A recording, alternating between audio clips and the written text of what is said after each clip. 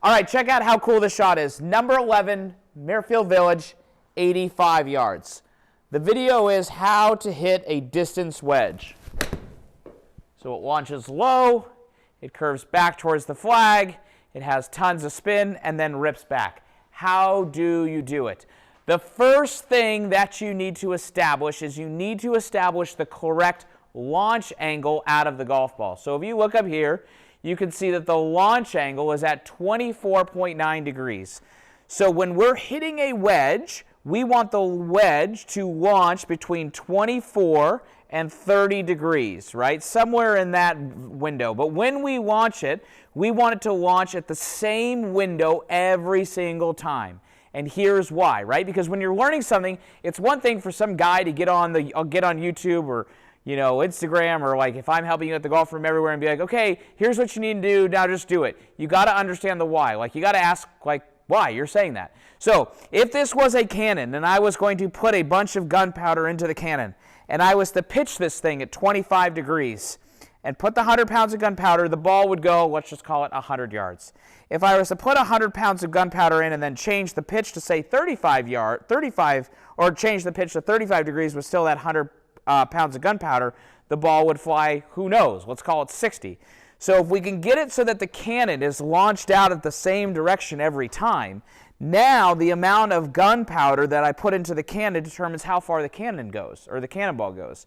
So we have to make the launch angle the same on every shot on our bread and butter like wedge shot. Right now obviously there's changes, there's times where you need to hit it high and hit it low, but we're just saying like middle of the green, normal distance wedge. And distance wedge, we are saying that that is a shot that's 50 yards to like 120 yards, right? It is not a finesse wedge around the green.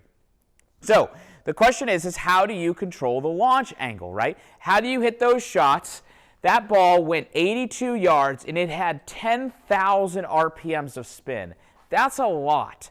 So the way that you launch those out is essentially launch angle is created by loft, right? So we need to hit the ball with the right amount of loft on the face, which then gives us a predictable launch angle, right? So on that shot, the dynamic loft, meaning this 54-degree wedge, was dynamically lofted down to 38 degrees.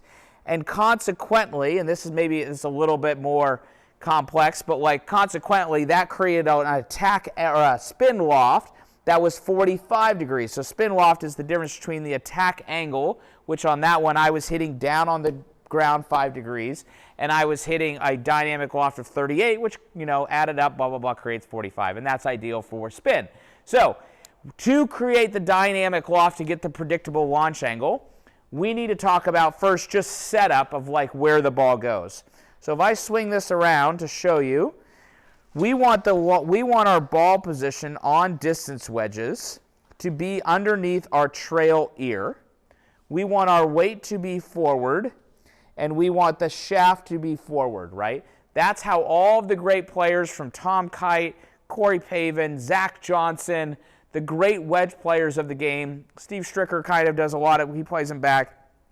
And they're trying to create shots that are just like we're trying to teach at the golf room everywhere. They're hitting these stock shots, right? Kind of balls that start right, curve left, don't overcurve the line.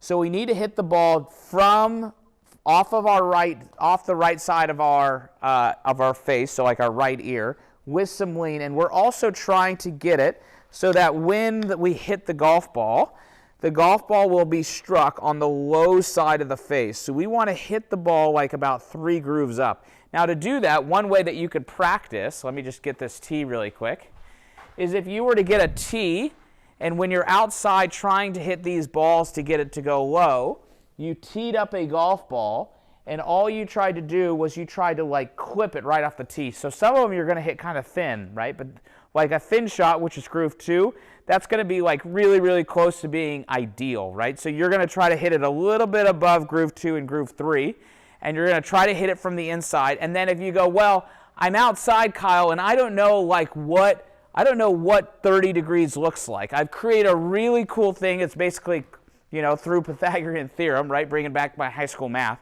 where essentially this little gate that I've created, which is 1-2 feet away, and this is my 54 degree, right? So it's about the size of like a 5-iron or so, right? So that club, maybe a 4-iron, is off the ground, so that if I set up here and I launch the ball underneath the noodle, I know that it's giving me feedback that I launched the ball low enough, right? And this is a way that you could essentially give yourself feedback to say that you're launching it low enough under the gate and getting those optimal launch angles, which is the first step that you need for distance wedges, right? There's kind of some multiple pieces to it in regards of like hand length and, hey, hitting it on the inside and some lean in the shaft, but we can cover those in some other video series and tips on just how to hit these distance wedges. But this is the first step that you need to do, is to create a predictable launch angle out of the cannon so that you can essentially hit a predictable ball flight, and then you're going to start hitting those shots that are like really low, like that ball. Let's look at this. This would be kind of fun. That ball in the air was only 17 yards, so it was 51 feet off the ground, which is pretty low. And then it had 10,000 RPMs, and it started right and curved back, and then you try to, like, you know, bring them into the hole. So it's really fun to hit. So go out to the range, try this tip, and let us know how to do it. Comment below on what you felt and what you experienced during learning this like process of hitting these really cool distance wedges. And make sure you check back for our next video right here at the Golf Room.